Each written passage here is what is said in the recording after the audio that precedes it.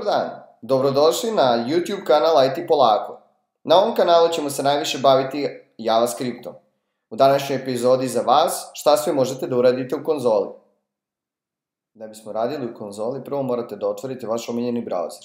Da li je to Chrome, Safari, Firefox, zaista izaberite sami. Ja ću raditi u Chromeu. U Chromeu se konzola otvara na F12, na desno dugme pa Inspect, ili ako radite na Macu, na Command Alt i I. Kao što vidite, moja mreža nije tako brza, ali to nije mnogo bitno za rad u konzoli trenutno. U konzoli možemo da ono što upišemo bit će upisano zelenim brojevima, a ono što konzola da kao svoj izlaz ili kao output bit će ljubičastim brojevima. Dakle, u konzoli možemo da radimo sa JavaScriptom i možemo da radimo osnovne matematičke operacije. Primjera radi. Sabiranje, oduzimanje, množenje, deljenje.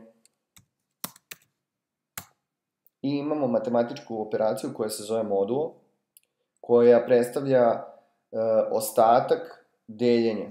Znači, kada bismo 42 modul 8, ostatak će biti 2, 8 puta 5, 40 i 2 vam je ostatak. Takođe i grupisanje matematičkih operacija funkcioniše, tako da ako odvojimo zagradom 4 plus 5, pa onda to podelimo sa 3, prvo će se izvršiti ono što je u zagradi, onda će biti deljenje, tako da ono što ste navikli da radite na papiru možete da radite i u konzoli. Ono što je još moguće da radite u konzoli je da radite poređenje različitih varijabli, različitih brojeva ili različitih stringova. Dakle, operatori koji postoje su je veće, je manje jednako, je veće jednako i da li jeste u stvari jednak string ili broj ili varijabla. Dakle, ono što možemo da proverimo to. 3, da li je veće od 5? False. Znači, svaka od ovih poređenja koje budemo radili vratit će ili true ili false. Znači, neki boolean mora da vrati da li je iskaz tačan ili iskaz nije tačan. Da li je 5 manje od 8? Jeste. Da li je 5 manje ili jednako 5? Jeste. Da li je 5 veće ili jednako 6? Nije. I šta nam je ostalo? Ostalo nam je da proverimo da li je 5 jednako 8 i da li 5 nije jednako 6. Postoji još jedan operant koji možete koristiti ukoliko želite da proverite da li je varijabla istog tipa.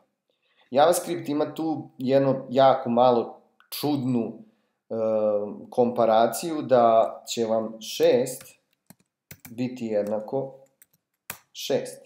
Iako je 6 sa leve strane stringa, 6 sa desne strane integer, to jest 6 sa leve strane je karakter, a 6 sa desne strane je broj. JavaScript će, ukoliko iskoristite samo dva znaka jednako, da vam kaže da su oni jednake vrednosti.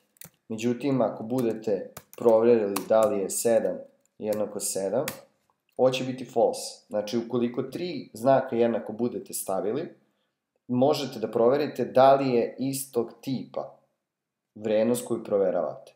Ovde očigledno nije. Sa leve strane imamo broj, sa desne imamo slovo, uslovno rečeno. Tako da to je za prvi put dovoljno, po meni.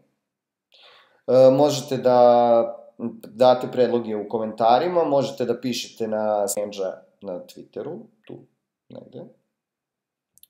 I vidimo se u sledećoj epizodi gde ćemo da nastavimo sa malo komplikovanijim stvarima i sa još JavaScripta. Svako dobro!